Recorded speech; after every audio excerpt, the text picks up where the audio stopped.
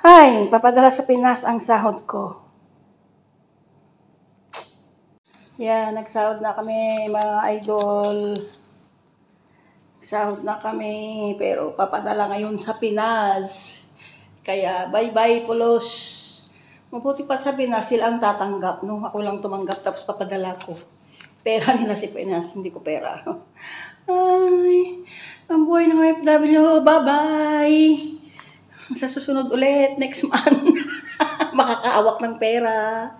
Grabe. Grabe mga idol, no? Ano pa ba nga ba? Kundi para naman talaga sa pamilya, di ba? Sa mga nag-aaral na bata, pagkain nila, o di ba? Yun, yung pinunta natin dito.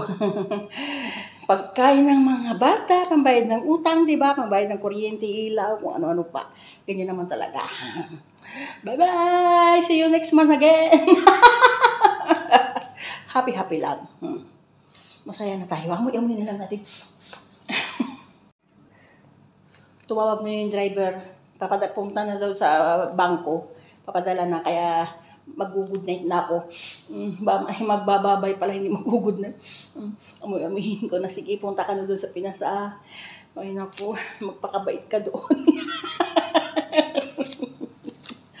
Ay, grabe. Grabe mga idol, 2020 PD. Yan.